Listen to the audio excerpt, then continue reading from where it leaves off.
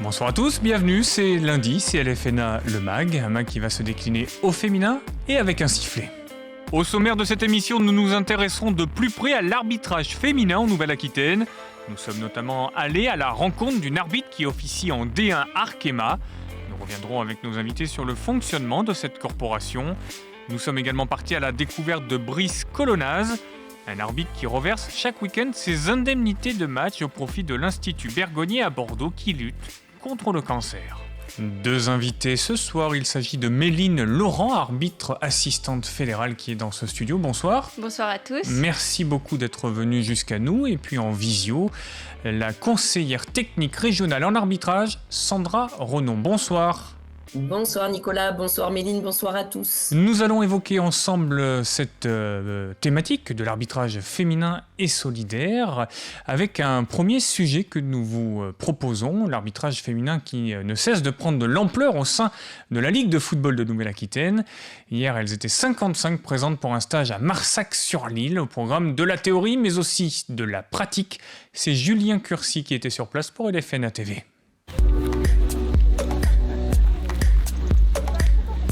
Bien, les filles, on a tout le monde. Allez, 5 minutes, on réveille un peu tout. Ingrid et Mathilde, vous êtes 4 assistantes spécifiques, donc 2 dans un groupe et 2 dans l'autre groupe. D'accord, ne vous mettez pas les 4 ensemble, il y a aussi Laurence et Marina. Donc le stage d'aujourd'hui, c'est notre stage de début de saison. On n'a pas pu le faire plus tôt, donc c'est pour ça qu'on le fait ce week-end. Et ce stage a une particularité puisque en fait, on souhaite regrouper toutes les arbitres féminines de la Ligue, donc qu'elles officient en district ou qu'elles officient sur les compétitions régionales. Donc on a vraiment un public très hétérogène puisqu'on a des âges différents, ça va de 14 ans jusqu'à 57. Et on a aussi des débutantes et des filles beaucoup plus expérimentées. Et après là. Allez, c'est le temps que ça monte au cerveau là. Et le cordon relevé. Ah oui, j'aime bien. C'est pas fini. C'est fini, il y a 3 phases. Maintenant c'est fini, il y a 3 phases. Il faut avoir la vision globale de l'action et ce qui vous avancera sur des appels de balles de droite et de gauche et qui vous permettra d'aller sur l'action suivante. Où est mon prochain problème? Et en permanence, où est mon prochain problème? On a travaillé ça ensemble. Je suis au tout début de l'arbitrage féminin au niveau de la fédération. J'étais un des premiers à arriver là-dedans. Donc c'est toujours pareil. Il y avait bien des arbitres féminines. Le problème, c'est qu'elles n'avaient pas leur place au milieu de tous ces hommes. Donc aujourd'hui, on a pris conscience qu'on devrait avoir des arbitres féminines, ce qui est le cas. Bon, le Covid nous a quand même un peu handicapés, comme on a handicapé les garçons, mais je trouve qu'aujourd'hui, les formateurs que l'on a et dans tous les départements, on a des responsables d'arbitrage féminin qui permet de les fidéliser et de s'en occuper, quoi. Tu m'as signalé quoi? Agathe, Agathe, en fait, comme tu pars, ça met le doute. Aujourd'hui, dans la Ligue, on est à peu près à 140 féminines. Donc, on est une des ligues en France les mieux placées au niveau de l'effectif féminin. C'est sûr que moi, à l'époque où j'arbitrais, on se comptait sur les doigts d'une main presque. Donc voilà, ça a bien évolué. C'est aussi une volonté politique de notre Ligue de développer l'arbitrage féminin. Et je pense que justement, on a tout à y gagner de développer le foot féminin de manière générale, que ça soit les joueuses, que ça soit les arbitres, mais aussi les éducatrices, puisqu'on se rend compte qu'il n'y a pas aussi beaucoup d'éducatrices sur les bords des terrains. Donc je pense que voilà, il y a aussi quelque chose à faire en travaillant main dans la main et en essayant de développer vraiment le foot féminin dans son ensemble. On est déjà plus. Allez, qu'est-ce qu'il a? Entre les corps en arrière et hop, je veux te voir exploser là. Allez. Voilà. Ok, sur la ligne, donc on est dedans, je suis d'accord. Allez, on tourne. Deuxième situation. Au final, l'arbitrage, c'est aussi de la théorie et du physique. Donc certes, pendant un match, on va avoir 3 arbitres, un central et 2 assistants, mais il ne faut pas oublier qu'un arbitre, il doit travailler son physique. C'est comme un joueur, à un moment donné, on fait les mêmes kilomètres qu'un joueur. Il faut que la condition physique soit présente sur le terrain et il faut que la théorie soit acquise aussi, puisqu'un arbitre doit connaître ses lois du jeu. Donc Laure, elle te demande quoi? Ah, coup franc pour la ok. Et elle te dit le numéro et la couleur? Rouge 9, ok. Rouge 9, vous êtes 9. Rouge. Ok. On fait partie des meilleures ligues sur toute la France au niveau de l'arbitrage féminin. Donc vraiment, c'est une vocation féminine. Je pense qu'on a aujourd'hui Sandra Renon qui est à la fédération et qui s'occupe de toute la formation. On a des piliers de l'arbitrage féminin, donc on devrait réussir maintenant. Il faut que tout le monde prenne conscience que des féminines, il n'en faut pas qu'en Gironde, il faut dans tous les départements et c'est ce qu'on va mettre en place. Donc il va falloir qu'ils jugent le hors-jeu, qu'ils regardent un œil ici si elle n'est pas sortie et en même temps qu'ils voient qu'il y a une faute. Et souvent, vous savez, on entend « Ah mais c'est devant lui, il ne voit pas ». Sauf que justement, plus ça va être devant vous et moins vous allez voir parce que c'est à mes pieds. Déjà, je vais être ça, je vais regarder là et plus en haut, alors que plus je suis un peu éloignée et plus je vois dans l'ensemble. Donc je vais voir et les fautes du haut du corps et les fautes du bas du corps. Plus ça me rapproche, plus je vais me focaliser souvent sur le ballon. Nous, ce qu'on aimerait, c'est développer la masse, bien évidemment. Et ensuite, justement, une fois qu'on aurait cette masse, ça serait de pouvoir faire évoluer ces filles. Donc voilà, c'est vraiment que chacune arrive à trouver sa place. Celles qui veulent évoluer, qu'on puisse les accompagner. Et aussi ne pas oublier la masse, donc on essaye de faire un petit peu ces différents groupes. Après, ce stage aussi nous permet de connaître les filles et de pouvoir affiner ces différents groupes avec des objectifs différents. Très belle immersion que celle proposée par Julien Curcy sur LFNA TV. Sandra Renon, on vous retrouve en duplex. Vous êtes la conseillère technique régionale en charge de l'arbitrage. Deux choses m'interpellent quand je regarde ce reportage. C'est tout d'abord la sorte de structuration, de professionnalisation du stage que vous proposez. Ne serait-ce d'ailleurs que par la tenue vestimentaire de toutes ces arbitres qui sont toutes en noir avec des maillots siglés et de par la technicité de la formation qui est distillée tout au long de la journée. C'est une volonté de votre part ? Oui, tout à fait. Alors, par rapport au premier sujet, c'est effectivement une volonté, mais surtout, on a la chance en LFNA d'être suivi par la direction, puisque effectivement, là, on voit qu'il y a eu les dotations aussi des arbitres de ligue, et pour les féminines, toutes les arbitres ont été dotées, même celles qui étaient en district. Donc, c'est vraiment un geste fort de la part de la direction. Pourquoi cette uniformité? Alors, parfois, c'est ce qui peut être aussi reproché aux arbitres, mais là c'est justement plus pour donner aussi une bonne image et que chacun se trouve à sa place et donner effectivement un côté un peu plus professionnel à nos stages et un peu plus cadré.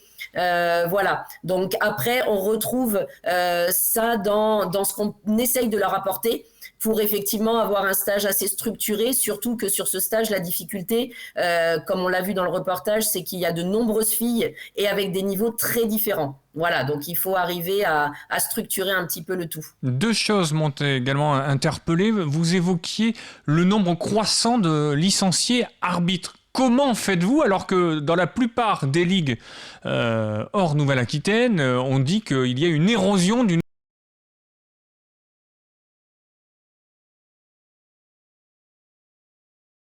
Alors évidemment, ce n'est pas que moi, hein, ça c'est évident. Il y a un très très gros travail de nos commissions départementales de promotion de l'arbitrage, les CDPA. Ce sont les commissions qui s'occupent justement des formations initiales, du recrutement et le suivi des stagiaires sur notamment leur première année. Voilà, donc il n'y a pas que moi, bien évidemment. Et c'est là aussi, grâce à une volonté de la Ligue, de notre président, de mettre vraiment l'accent sur le recrutement. On est la seule Ligue à proposer des formations initiales d'arbitres tous les week-ends. De fin août jusqu'à d'habitude fin janvier, mais là ça sera jusqu'à fin mars puisque le statut de l'arbitrage a été repoussé pour les clubs, donc ils peuvent inscrire des gens jusqu'à fin mars pour être couverts. Et voilà, c'est vraiment une volonté forte de notre part de proposer toutes ces FIA tous les week-ends et dans chaque territoire. Donc aujourd'hui, quel que soit l'endroit où j'habite en LFNA, je peux trouver une formation quelque part à proximité de chez moi. Et le deuxième point, c'est de pouvoir aussi dédier un CTRA qui a en charge particulièrement les féminines et qui a en charge particulièrement, puisqu'en l'occurrence c'est aussi moi, les formations initiales. Voilà, donc c'est vraiment de mettre l'accent et de pouvoir détacher quelqu'un avec du temps pour faire cette priorité. On a l'impression qu'on est à demi-lieue de ce qui se faisait quand vous arbitriez dans les années 12-14. Je ne parle pas des années 1900, bien 2012-2014, je précise. Alors, vous êtes très gentil parce que c'était pas en 2012-2014, c'était bien. plus avant, mais bon voilà, c'est pas très français, mais c'est ça. Donc effectivement, on est très très loin et on a la chance, et les filles ont la chance, et je leur dis souvent, même si on a encore du retard, on a une évolution au niveau de l'arbitrage féminin sur ces dernières années qui est vraiment énorme, et il faut qu'elles en aient conscience aussi.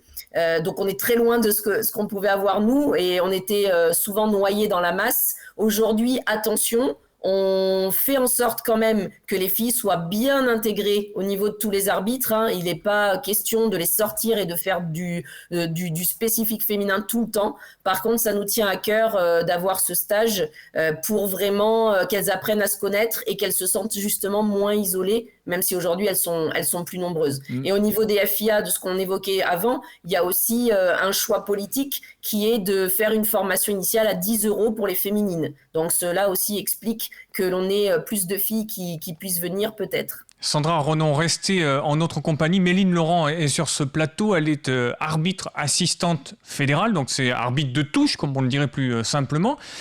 Parlez-nous de ce cursus. Comment avez-vous fait pour en arriver jusque-là? Parlez-nous de votre carrière. Alors moi, j'ai commencé l'arbitrage il y a maintenant 6 ans. Donc à 17 ans, j'ai passé la formation initiale. J'ai commencé en tant... Et d'où ça vous est venu? Je présume que c'est pas une lubie le matin en vous levant. Non. C'est une passion, l'arbitrage? Alors, j'aime beaucoup le football, alors que je n'ai jamais pratiqué le football. Mais j'aime beaucoup le football, je le vois à la télé, j'accompagne mes proches, mes amis.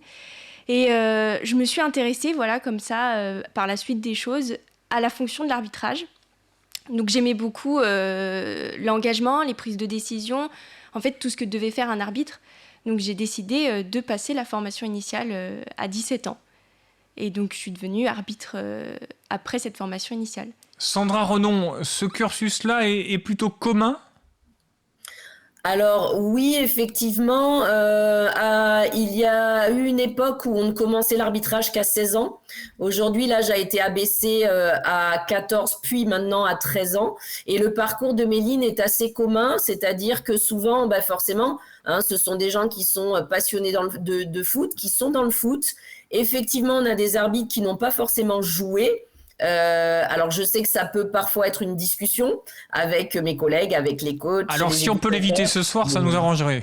Voilà, c'est ça, on va pas s'étendre sur le débat. Mais du coup, oui, c'est souvent des gens qui sont intéressés par voir le football qui est leur passion sur une autre facette et qui du coup se lancent dans l'arbitrage.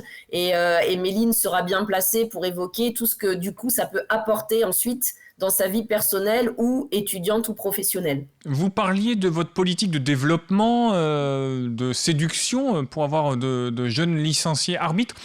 Qu'est-ce qui fait que la Nouvelle-Aquitaine est maître en la matière? Une fois de plus, je pense que déjà c'est une volonté du président, une volonté politique.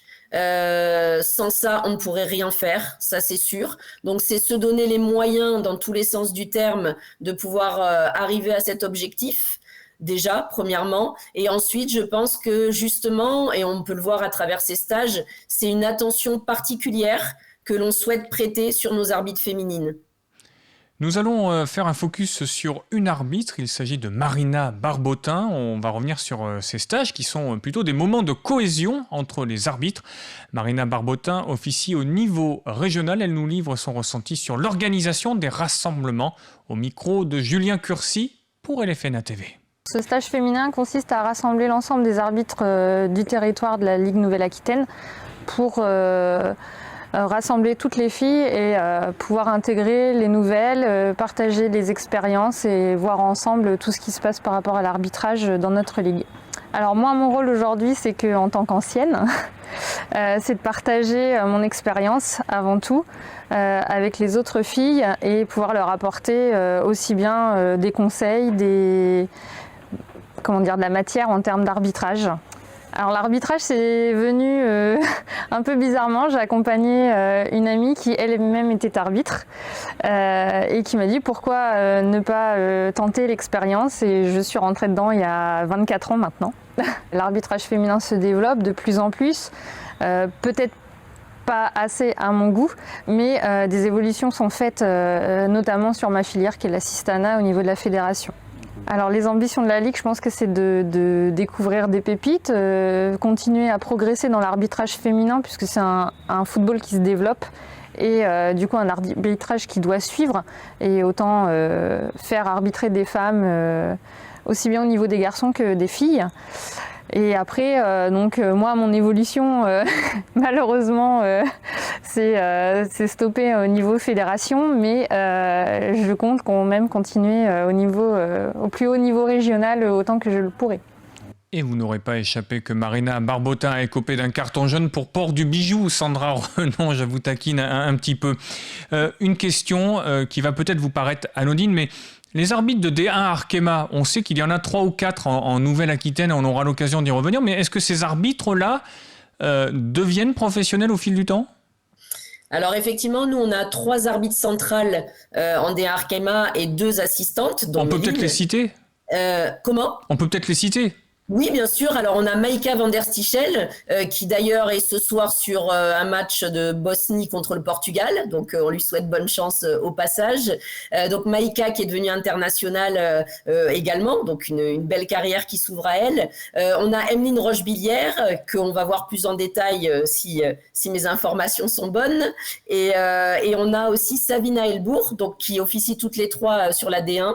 Et on a bien évidemment sur la touche en assistante, donc Méline qui est présente ce soir, et Mélissa Rossignol, que vous avez vu dans le reportage, puisque elle nous a aidé à encadrer le stage de ce week-end. Voilà. Et pour répondre du coup à la question, en fait, la professionnalisation a été lancée l'année dernière par la DTA pour les arbitres féminines. Donc, bien évidemment, on n'est pas encore à ce qui se fait chez les garçons, mais les premiers contrats ont été signés pour certaines des arbitres centrales et certaines des arbitres assistantes depuis l'année dernière. Donc, pour l'instant, ce sont simplement des petits contrats où elles continuent à travailler à côté. Et on espère une évolution sur les années qui arrivent. N'est-il pas trop difficile de juxtaposer les deux, boulot, arbitrage, Méline par exemple ? Moi je suis étudiante et donc j'ai des choses qui sont mises en place aussi avec ma faculté pour pouvoir associer études et du coup arbitrage. Mais j'arrive à m'organiser.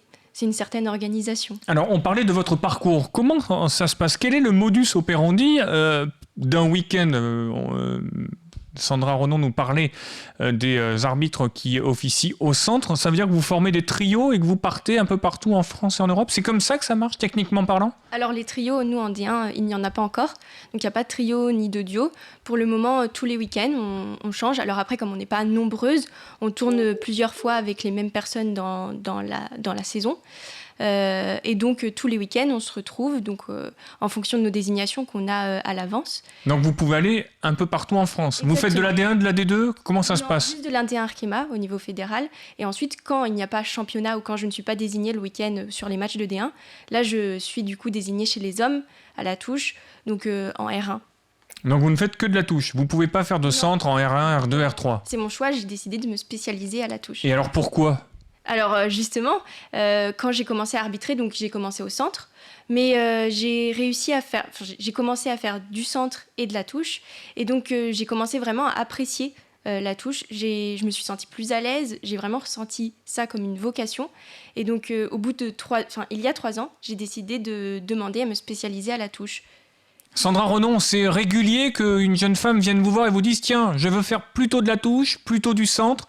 Vous leur imposez les deux, comment ça se passe ? Alors tout à fait, ça arrive chez les garçons aussi d'ailleurs. Donc en fait, comment ça se passe ? C'est que quand on commence l'arbitrage, donc on commence au centre, forcément. Il n'y a pas de spécificité assistant directement. Par contre, on est amené dès le départ aussi à faire assistant, c'est-à-dire que dans notre système, je suis arbitre central dans une certaine catégorie et j'évolue forcément avec mes observations, mes classements, etc. Et je suis amené à faire la touche sur le niveau supérieur. Voilà comment ça se déroule. Et en fait, arriver à un certain niveau ou à quelques années d'expérience, effectivement, c'est exactement ce que dit Méline, c'est-à-dire qu'on a des arbitres qui nous disent qu'ils se sentent mieux à la touche et qu'ils préfèrent cette fonction d'arbitre assistant qui est très spécifique et je souligne qui est très difficile et pour moi qui est même plus difficile qu'arbitre central. Et donc ces gens-là, voilà, ont une sensibilité plus proche de l'assistanat et à ce moment-là nous demandent effectivement d'être spécifiques. Vous évoquez le nombre d'arbitres au sein de la Ligue de football de Nouvelle-Aquitaine. C'est combien de jeunes femmes qui arbitrent tous les week-ends sur les rencontres de R1, R2, R3 ? Alors, sur les rencontres de garçons, pour l'instant, au niveau régional, on n'a pas énormément de filles. Donc, on a nos arbitres fédérales, comme l'a dit Méline, qui, quand elles ne sont pas prises, donc peuvent évoluer sur le R1. Et on a Maïka aussi qui évolue sur le N3 lorsqu'elle n'est pas prise. Et ensuite, nous avons des filles aussi sur le R3. Donc 3 filles sur le R3 et on a également des assistantes spécifiques. Donc on a 4 assistantes spécifiques. Mais c'est un de nos objectifs justement d'essayer d'amener plus de filles sur nos compétitions régionales garçons. Voilà, autant on a un objectif de couvrir nos compétitions régionales féminines, mais on souhaiterait aussi pouvoir détecter les meilleurs et pouvoir aussi les envoyer à la fois sur les compétitions régionales féminines, mais à la fois sur les compétitions garçons. Et il me semble qu'il y a un exemple totalement atypique, celui des Bleuets de Pau, qui est un club exclusivement féminin, Sandra, où justement on a tendance à former de plus en plus d'arbitres. Tout à fait, c'est un très bon exemple. Et effectivement, le club des Bleuets a cette année développé vraiment et incité ces jeunes joueuses à se tourner vers l'arbitrage pour aussi découvrir le football sous une autre facette. Et on a effectivement, donc on avait 12 filles ce week-end justement qui étaient présentes au stage, dont ces fameuses arbitres des Bleuets, et où effectivement le club essaye de développer ça. C'est effectivement un club essentiellement fait, donc foot féminin pour lui. Stéphanie Frappard a été entre guillemets précurseur de l'arbitrage chez les hommes pour une femme. Elle a arbitré jusqu'à la Super Coupe d'Europe, la finale. Est-ce qu'il y a une Stéphanie Frappard en devenir en Nouvelle-Aquitaine, Sandra ? Alors, je dirais que Stéphanie Frappard reste quand même un ovni, hein, voilà. Ça va lui faire plaisir. Elle a pour la côtoyer régulièrement, voilà, elle a vraiment des capacités qui sont énormes et notamment des capacités physiques qui expliquent aussi qu'elle a largement sa place sur la Ligue 1 puisque avant il y a eu quelques autres femmes, mais c'était souvent au bout d'un moment peut-être le frein. Nicole Petignan en Suisse, Nelly Viennot à la touche. Tout à fait, et on a eu par contre Nelly, Corinne Lagrange. Ghislaine Perron-Labbé, voilà, qui elle par contre était déjà en assistante. Nelly Viennot. Et elle était les précurseurs effectivement avec Nelly et qui était plutôt côté assistante et Stéphanie, voilà, précurseur au niveau central. Donc j'espère qu'on a une Stéphanie cachée quelque part. On va essayer de la détecter et de la trouver, mais voilà, ne soyons pas quand même naïfs et hypocrites. Il est vrai que Stéphanie reste quand même aujourd'hui quelque chose à part et on n'aura pas des Stéphanie Frappard non plus tous les ans. Est-ce que, par exemple, Méline ou une autre peut être arbitre assistante en Ligue 1 ? C'est envisageable encore ? Est-ce que techniquement c'est réalisable ? Alors oui, tout à fait. Aujourd'hui, on a donc nos assistantes qui sont sur la D1 Arkema. Nous, on en a 2 donc en Nouvelle-Aquitaine. Elles ont une évolution toutes les 2, que ce soit Méline ou Mélissa, qui est encore possible, bien évidemment. Elles ont tout l'avenir devant elles. L'avenir passera aussi peut-être pour essayer de viser l'international et de devenir assistante FIFA. Et ensuite, effectivement, la DTA d'ailleurs travaille sur des projets pour essayer de voir et de ne pas fermer la porte justement pour nos assistantes féminines qui sont déjà sur la D1 Arkema et de pourquoi pas pouvoir leur faire aussi des matchs chez les garçons et les faire évoluer chez les garçons. Méline, est-ce que vous avez mis votre niveau d'anglais au point ? Parce que si vous voulez devenir arbitre FIFA, je présume que c'est indispensable. Oui, de toute façon, même les joueuses qu'on rencontre sont parfois étrangères, donc il faut avoir un niveau d'anglais assez correct. Vous en parlez avec vos amis du fait que vous alliez arbitrer le Paris Saint-Germain, Lyon, les Girondins de Bordeaux en foot féminin ? Oui, c'est vrai que j'en parle avec mon entourage, mes amis. Et le club des Chiré-Saint-Gelais que vous représentez, club de R1 et que l'on salue bien évidemment.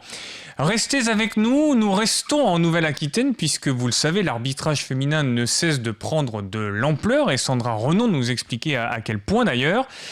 Plusieurs de ces arbitres officient chaque week-end en D1 Arkema, c'est l'élite du foot féminin français. Pour LFNA TV, c'est Florian Sabatier qui a rencontré Emmeline Rochebillière, une de ces arbitres d'exception. Je suis Emeline Rochebillière, j'ai 33 ans. Je vis à Mérignac et je suis arbitre depuis 15 ans. J'ai pas osé me lancer tout de suite et je me suis dit un jour, à 18 ans, la majorité, un déclic, je me suis dit pourquoi pas essayer. Donc je me suis inscrite, j'ai passé les tests théoriques et puis un jour on fait un match, on commence par les U13, premier coup de sifflet, c'est la libération, on est parti et c'est un autre domaine et un autre plaisir.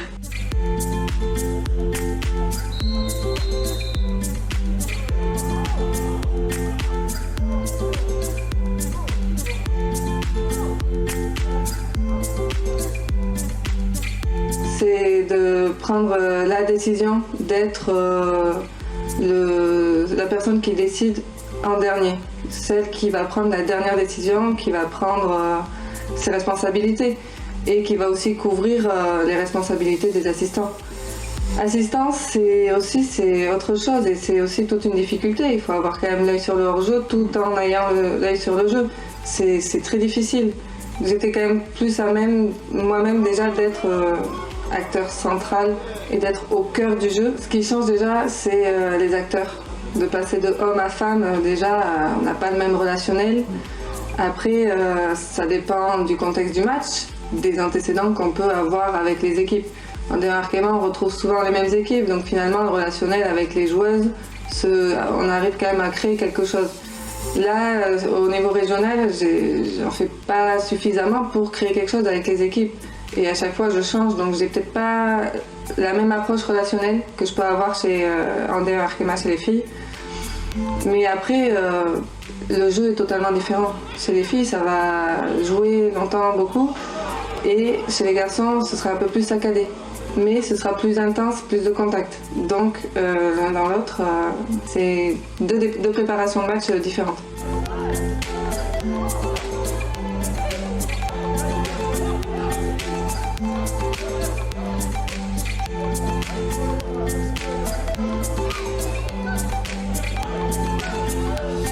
Non, on n'a pas dénoté quoi que ce soit entre un arbitre masculin ou un arbitre féminin. Elle a fait un arbitrage de très bon niveau, il n'y a rien à redire, avec des erreurs, mais autant d'erreurs que nos joueurs, que nous coachs, enfin tout le monde fait des erreurs, donc il faut savoir aussi les pardonner, filles ou garçons, ça n'a rien à voir. Après, le sexe n'a pas d'importance, c'est la compétence, si elle en est là, c'est qu'elle a passé les différentes étapes de l'arbitrage, et elles sont en général pas faciles, et les notations avec, donc voilà, bravo à elle.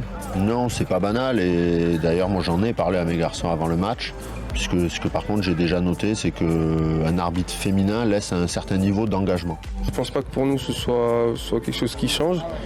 Bon, à partir du moment où l'arbitrage se fait de la même manière que d'habitude, mais ce que je ne doute pas. Aujourd'hui c'était très bien. On peut toujours discuter l'arbitrage évidemment, que ce soit un homme ou une femme, mais voilà, aujourd'hui c'était comme d'habitude, sans problème. Les conseils, c'est du coup, on n'a rien à perdre à essayer d'arbitrer. Justement, ça peut apporter de l'expérience, même en tant que joueur ou joueuse. Et justement, d'avoir cette plus-value et de comprendre aussi un petit peu plus pourquoi telle ou telle faute a été sifflée et à l'inverse, pourquoi ça ne l'a pas été. Il y a 15 ans, je la revois et je lui dis vas-y, t'as rien à perdre et justement, ça va t'apporter plus de choses que tu peux espérer.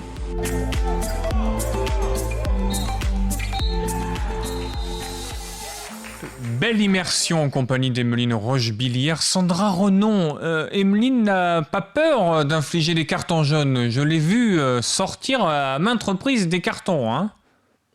Justifié, bien évidemment. Ah non, mais je suis pas là pour contester ça. C'est juste que ça fait plaisir à voir. Il n'y a pas de différence finalement. Oui, effectivement. Alors, je reconnais toute la sagesse de Damien Bonave sur ce qu'il a dit. Je pense qu'aujourd'hui, déjà, c'est un petit peu plus rentré dans les mœurs qu'à mon époque, bien évidemment. Je rejoins aussi sur le fait que souvent, contrairement à ce qu'on peut penser, les féminines laissent plus jouer. C'est aussi un constat que l'on fait. Après, par rapport à la différence, et je suis bien placée aussi pour en parler, entre arbitrer des filles ou arbitrer des garçons, effectivement, on peut ne pas avoir la même approche. Et souvent, là aussi, contrairement à ce qu'on peut croire, on a beaucoup de respect des joueurs envers nous. Peut-être qu'ils osent moins, parce qu'on est des filles ou des femmes, ils osent peut-être moins, ils se retiennent un peu plus quand ils arrivent et voilà, ils se retiennent peut-être dans les mots. Mais voilà, je veux dire, en général, la relation est quand même tout à fait bonne. Et je pense qu'aujourd'hui, on a encore beaucoup de travail à faire. Chacun doit faire un pas. C'est aussi notre rôle à nous de CTRA. Aujourd'hui, je pense qu'il faut qu'on continue, même si ça a été fait, mais on est encore loin du compte, à essayer de plus échanger, de mieux se comprendre. C'est important que les arbitres connaissent et comprennent la fonction de joueur, la fonction d'éducateur, parce que si je comprends, si je me mets à leur place, ben j'aurai une gestion différente aussi pendant le match, parce que je comprendrai certaines réactions. Et inversement, si on avait plus de joueurs ou d'éducateurs qui s'essayaient à la fonction d'arbitre, et qui maîtrisaient peut-être un peu plus les lois du jeu, on aurait tous à y gagner. C'est ce qu'on essaye aussi de faire quand on fait les modules éducateurs, le module arbitrage, notamment avec les gens qui passent le BMF. Ils arrivent souvent un peu en traînant la patte parce qu'ils voient module arbitrage et au bout des 2 jours, ils ressortent vraiment ravis parce que c'est un échange justement et c'est peut-être ce qui nous manque aujourd'hui. Et le terrain est pas forcément propice à ça parce que tout le monde est dans l'action, pas forcément objectif, etc. Donc je pense que ces échanges ont plutôt lieu d'être autour du match et autour du terrain. Et on le sait tous, la critique est aisée, l'art est difficile.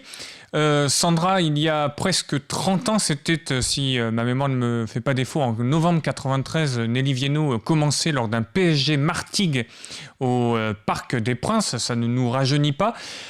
Avec du recul, près de 30 ans plus tard, comment vous voyez cette évolution-là ? Je pense que ces femmes arbitres qui ont été précurseurs, qu'on a évoquées déjà tout à l'heure, ont ouvert la voie. Je pense que le message est un peu le même, qu'on prenne la fonction d'arbitre, la fonction d'éducateur, la fonction de joueur. Je pense que dans son ensemble, le foot féminin est en évolution. Il doit continuer. On a encore des efforts à faire dans les 3 domaines. Je pense que là aussi, une fois qu'on est sur le terrain, on oublie le sexe. La preuve, on nous appelle toujours monsieur l'arbitre. Voilà, donc ça c'est assez révélateur. Et je pense que mettre des filles pour mettre des filles, non. C'est les compétences qui doivent prévaloir. Si je suis capable, je dois y aller, je dois monter. Et si je suis pas capable, je suis pas capable. Voilà. Il ne faut pas non plus tomber dans l'excès inverse et mettre des femmes pour mettre des femmes. Peut-être la différence, c'est qu'effectivement, on est un peu plus attendu, on est un peu plus regardé parce que forcément la singularité. Et du coup, on a peut-être plus d'efforts à faire et plus de choses à prouver. Voilà, la difficulté, je pense, elle est là. Avec vos collègues salariés et les élus de la Ligue, vous êtes auteur du meilleur bilan comptable, si je puis dire, du nombre d'arbitres et d'arbitres féminins en Ligue de football de Nouvelle-Aquitaine et donc de France. 2 questions pour vous, Sandra Renon. Peut-être que Méline Laurent, qui est ici même, pourra évoquer cela. On voit que la passerelle entre le niveau régional et le niveau fédéral n'est peut-être pas si simple. Est-ce qu'elle est facilitée pour les dames ? Alors, elle est facilitée dans le sens où, de toute façon, il y a moins de nombre au départ. Donc forcément, aujourd'hui, pour atteindre la fédé, quand on est un garçon, quand on est un homme, l'effectif de départ, forcément la compétition est rude. Parce que sur toute la France, il y a énormément d'arbitres qui prétendent à ça. Donc il y a déjà une sélection très très rude au niveau des ligues. Donc forcément, il y a des gens qui malheureusement resteront toujours à la porte et ne pourront même pas tenter leur chance. Une fois que je peux tenter ma chance et que je suis sélectionnée par ma ligue, la compétition reste encore très rude puisqu'on est beaucoup de candidats pour peu d'élus sur la première partie de l'examen et ensuite pouvoir faire ses preuves sur le terrain. Au niveau des féminines, on va dire que le niveau exigé va être aussi important, mais par contre, forcément, le nombre de candidates est bien moindre. Donc, on va dire que mathématiquement parlant, on a du coup plus de chances de pouvoir y accéder. La fédération a également ouvert la filière assistante féminine dont Méline fait partie. Comment on y accède? Quel a été le parcours? Quelles sont les étapes? Alors déjà, pour y accéder, il faut travailler, avoir un certain engagement. Il faut avoir aussi l'envie, parce que si on n'a pas forcément l'envie, on n'arrive pas à y accéder. Pour ma part, donc, ça a été surtout des tests physiques, et puis ensuite les tests théoriques. Donc il faut travailler sur le plan physique et sur le plan théorique. Et après, on voit, et puis combien on est arrivé, puis on commence à arbitrer en D1 Arkema. Du coup, vous travaillez la gestuelle comme les garçons. Vous avez les mêmes principes?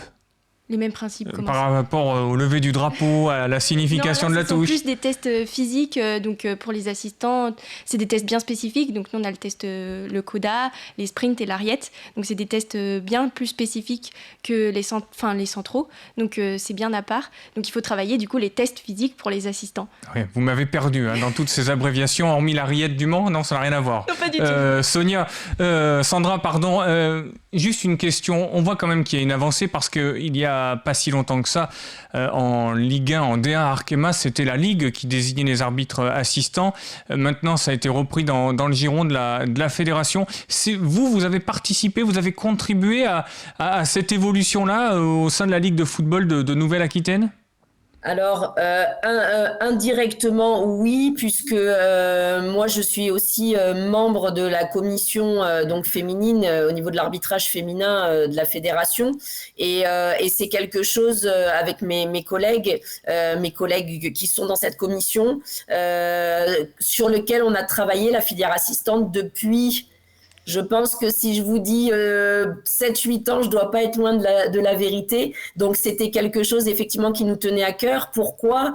Simplement parce que sur les compétitions masculines à la fédération, forcément, il y a des spécifiques assistants, donc pourquoi pas chez les filles.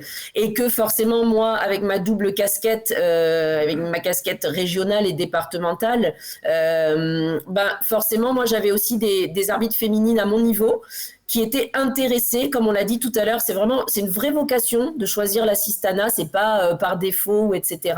Et on en avait vraiment, c'était une vocation et de préférer de se tourner vers l'assistanat. Donc on trouvait ça injuste que justement elle ne puisse pas avoir d'objectifs plus hauts. Voilà, et qu'elle n'ait pas de possibilité de monter plus haut. Donc c'est aussi pour ça qu'on souhaitait vraiment que cette filière, et on est ravis que la DTA ait ouvert cette filière maintenant pour pouvoir envoyer nos arbitres de ligue et pouvoir faire rêver, tout simplement. Là aussi, c'est comme les équipes, c'est comme les joueurs.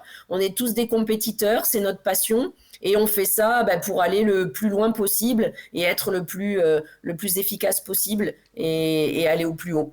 Merci pour ces explications particulièrement limpides, Sandra Roland. Je rappelle que vous êtes conseillère technique régionale en charge de l'arbitrage. Méline Laurent, vous êtes arbitre assistante fédérale. Quels sont les différents objectifs de votre carrière d'arbitre maintenant ? Déjà, rester au niveau où je suis, travailler pour pouvoir progresser et évoluer en fonction de... Et la FIFA, c'est un rêve ou pas ? Je pense qu'on a tous des rêves particuliers. Après, il faut travailler... progresser, c'est l'objectif principal. Sandra, on a eu combien d'arbitres FIFA chez les dames au sein de la Ligue de Nouvelle-Aquitaine ? Alors, au sein de la Ligue Nouvelle-Aquitaine, on a eu Sabine Bonin, qui a arrêté l'arbitrage maintenant, qui était sur ma génération, donc on y était ensemble. Et ensuite, donc là, on a Maïka, qui vient donc d'être nommée. Voilà, donc on espère le meilleur pour Maïka. Et puis pourquoi pas espérer aussi qu'un jour Emeline, que l'on a vu sur son match, et Savina puissent la rejoindre. Après, vous savez, les places sont chères, puisque c'est comme sur les garçons. Et là aussi, il y a souvent le débat de pourquoi les arbitres ne sont pas représentés sur les Coupes du Monde, l'Euro, etc. Mais il faut savoir qu'en fait, chaque nation, chaque fédération a un nombre précis et un quota précis d'arbitres centraux et d'arbitres assistants. Et c'est pareil pour les filles, pour être FIFA. Donc, par exemple, pour les féminines, nous avons 4 arbitres centrales et 4 arbitres assistantes. Merci beaucoup, Sandra. Quand solidarité et passion s'entremêlent au sein de la Ligue de football de Nouvelle-Aquitaine, Brice Colonnaz a créé l'association Arbitres contre le cancer. Chaque week-end, il reverse ses indemnités de match à l'Institut Bergonié, basé à Bordeaux, Pour LFNA TV, Julien Curcy l'a suivi sur l'une de ses rencontres à Saint-Antoine-sur-Lisle.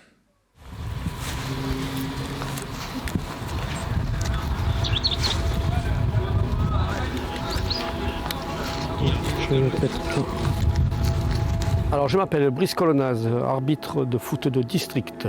Je suis membre du comité de direction de l'UNAF de la Gironde et je suis arbitre de foot du district. Allez, à tout à l'heure.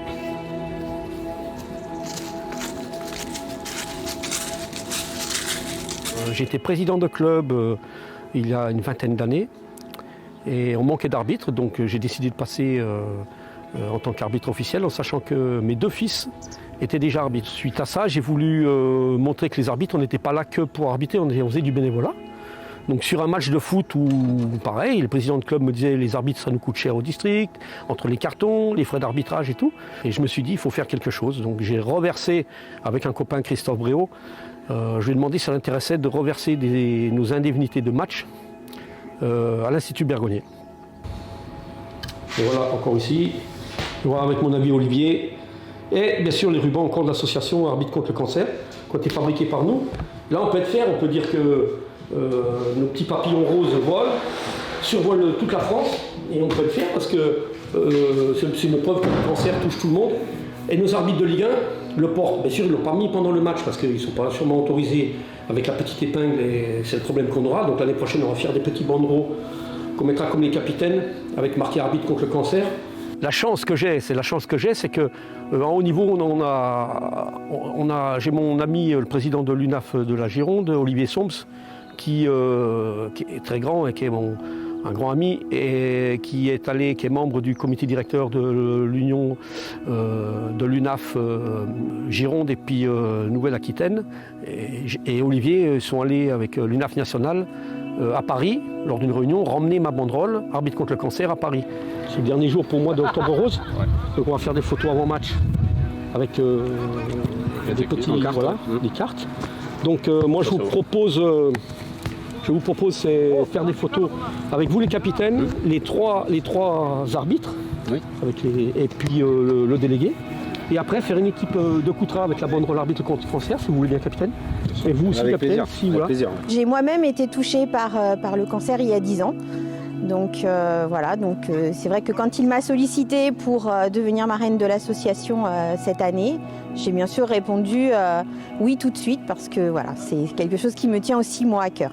Aujourd'hui, si le cancer il se soigne, c'est que nous on contribue. Nous, on peut dire on contribue, mais que le cancer il touche aussi bien un arbitre qu'un président de club, qu'un dirigeant, qu'un oncle, une tante, une épouse, un enfant. Donc si aujourd'hui on arrive à le soigner, c'est que tout le monde puisse donner un petit peu d'argent, ce qui montre que les arbitres changent un peu l'image et on reverse. On n'est pas là que pour dire on gagne de l'argent et on fait ce qu'on veut avec. Je pense qu'ils vont rester là. Messieurs, décalez-vous, vous êtes trop là-bas. Moi, je fonctionne avec lui, mais d'une manière où je travaille avec lui tous les ans, parce que pour moi, que ce soit Octobre Rose ou November, on peut le voir à ma moustache, c'est une chose qui me tient à cœur, parce qu'on est tous concernés par le cancer, que ce soit cancer du sein, que ce soit cancer, tout type de cancer. Pour moi, on est tous concernés, que ce soit 40 ou 60 euros, même sans parler de prix. Pour moi, c'est le geste qui compte. De voir que le monde du football et en particulier les arbitres qui sont souvent, on va dire un petit peu décriés, s'impliquent pour des causes nobles comme celle-ci, c'est vraiment très intéressant. Fais quelque chose. Tu la rates.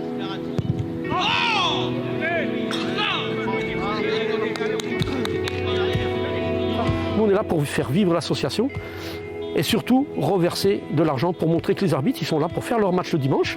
Ils sont sur les terrains de toute la Gironde, toute l'Aquitaine, mais ils sont là aussi pour dire à l'Institut Bergonié, ceux qui sont derrière et qui nous regardent à travers nos écrans, qui peuvent dire, ben tiens, voilà, les arbitres, ils nous aident à nous faire soigner.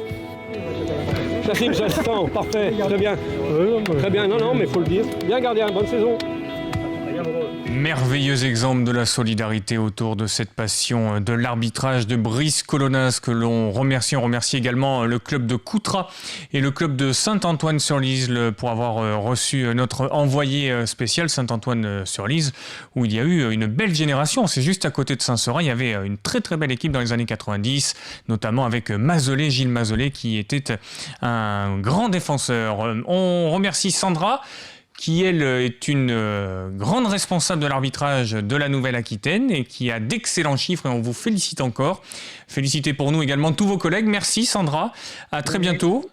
Merci Nicolas, merci, au revoir à tous. Et on remercie cette jeune femme, Méline, qui, espérons-le pour elle, pourra gravir les échelons au fur et à mesure. Merci Méline. Merci à vous.